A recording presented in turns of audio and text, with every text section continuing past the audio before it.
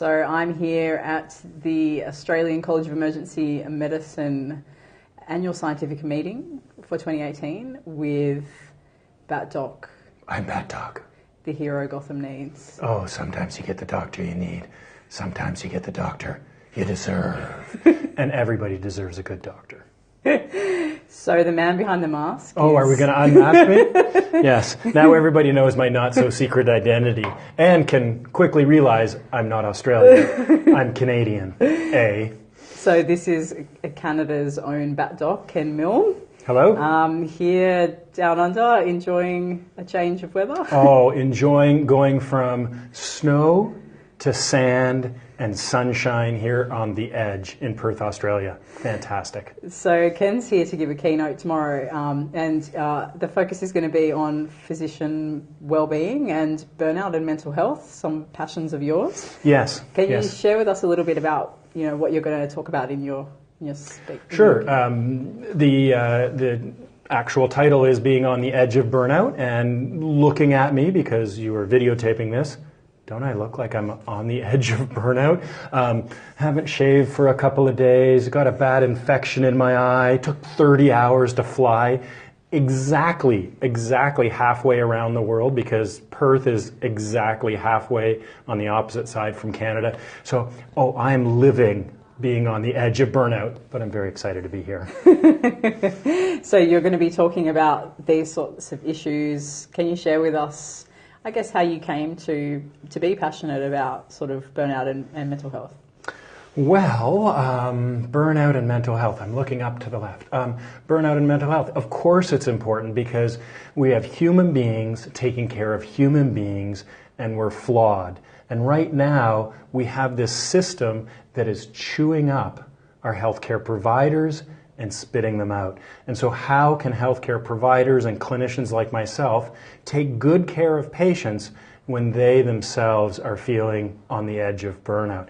And so we have to be healthy so we can provide great care to our patients, because our patients deserve and expect great care. It shouldn't depend on the doctor they see or the clinician they see, but those clinicians need to be healthy. And so I've got into it maybe that way, on deciding that patients deserve the best care based on the best evidence, because I'm a bit of an EBM nerd. And so there has been this sort of theme over the last few years about physicians burning out and the stresses of the system. And so I sort of got into it that way. So this is a big issue here in Australia at the moment. There's a big. You guys have burnout here? Oh, can you believe it? I mean, I was worried I was going to be like talking to the audience. They're like, "What's this burnout stuff?" We're living the dream. We're living the dream. Well, we do live the dream. There's no stress here. No, the system's wonderful. So the systemic issues that you're talking about, what are some of the contributors? Well, I'll highlight one of my major pet peeves, and that's the electronic medical record. I refer to it as the medical record because it's collecting medical information. I don't refer to it as the electronic health record, because I don't think that there's anything healthy between putting a computer between me and the patient. It interferes with my ability to form a therapeutic alliance. And lately I've been feeling like a very high-priced data entry clerk. And I want to connect with the patient, not with my laptop or the screen. And I'm finding electronic medical records is interfering with that, and it's quite frustrating. You spoke to me earlier about being on the edge of burnout, or you certainly had some experiences of that yourself. Can you share a little bit of that? Well, there's never a good time for family emergencies, but I was preparing to come to Perth, Australia, and of course, why wouldn't I be excited? It's Perth, Australia. So I'm really excited about coming to Perth, Australia, and then my dad got critically ill. And of course, when a family member gets critically ill, and you're the doctor in the family, sometimes the expectations are a bit different than the rest of the family members, and so that added another layer to the excitement. And so you can have positive stress, coming to give a keynote, and then you can have not so positive stress, caring about a loved one, being worried about a loved one. But my dad said, "Ken, you have to go, but make sure you live stream it so I can watch it." So you're going to do that? So I'm going to live stream it to my dad. What are some of the aspects of the job itself that you think make emergency physicians perhaps more vulnerable to burnout than other medical specialties? Our personality disorders. I mean, we all have personality disorders, at least some form of kind of issues, some more than others. But the people that gravitate towards emergency medicine tend to be people that really want to go, and bounce from patient to patient to patient. Of course, there's lots of variety in there, but if a lot of us are acting like that and are always on, sometimes we can hit the edge and then fall off. And so if we're always running, we forget that sometimes we need to stop and we need to breathe. And be in the moment. And that moment is so important, especially for the patients we're caring for. And again, I'm always coming back to the patient because it starts with patient care and it ends with patient care. And so if we're running, we need to stop and breathe and take a moment. And actually, you'll be more efficient if you do that. What about the nature of the work itself? How is it different? Well, we see, life and death, and maybe life and death more often than other people as clinicians. And so we're there from womb to tomb, from birth to death. And it's certainly a privilege to be there. But, it can be emotionally exhausting to be there when patients are at their greatest need. And often it's trying to problem solve, especially now with systemic problems or problems with getting access to the care. I find that I'm often not dealing with, okay, what's the diagnosis? What's the treatment? I've got the diagnosis. I know the treatment, but how can I move them through the system to get the care they need ongoing? And sometimes I feel like I'm just advocating and navigating for patients more often than making a diagnosis and providing a treatment. What about cultural issues within the profession? Do you see them as having a role? Yeah, we should not be so tribal.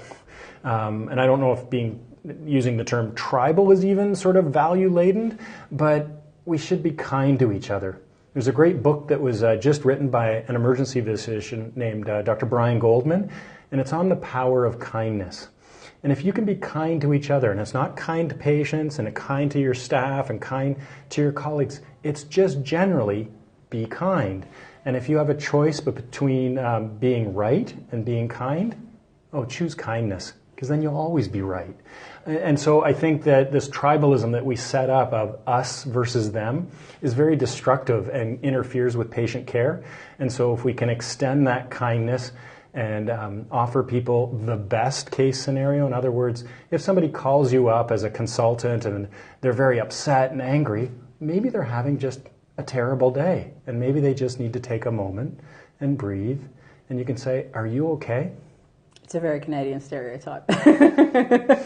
Are you okay? On to another topic. You are...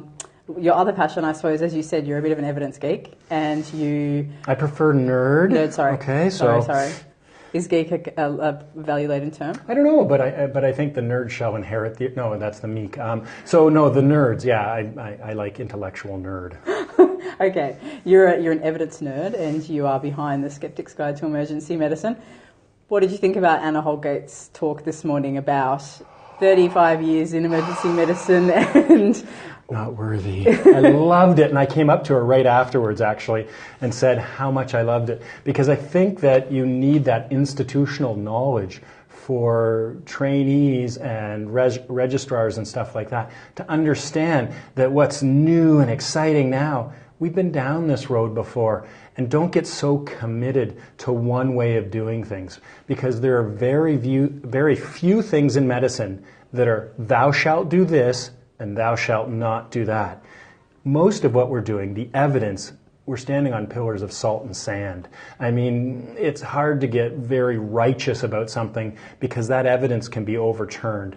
And so it's probably best to go, yeah, that looks like a good idea. Let's see how it goes. Let's incorporate that into our clinical experience and ask the patients what they value. But the whole idea of thou shalt do this and thou shalt not do that, she gave great examples. She gave great examples of things that had we thought that this was going to work, and it didn't really pan out once we got high quality research on it. And so it's very interesting. All you have to do is make sure you start from a point of caring, show kindness, have honorable intentions, and have a number needed to treat, because I am an EBM nerd, have an NNT, a number needed to treat of 1. Because we have the opportunity to help every single patient that comes through the ED doors. It's interesting because she seemed to essentially say lots of the things that you were doing, at least in the area that she was talking about, which was airway kind of stuff. There is not really much evidence for you do what you do. So how do you decide what to do if you don't end up having that robust base? Well, the thing with regards to evidence-based medicine is sometimes we are not going to have high levels of evidence. So you have to use clinical experience and clinical gestalt and act in the best interest of the patient. And we own the airway, so we should get an airway. We should never have someone die because an airway could not be got.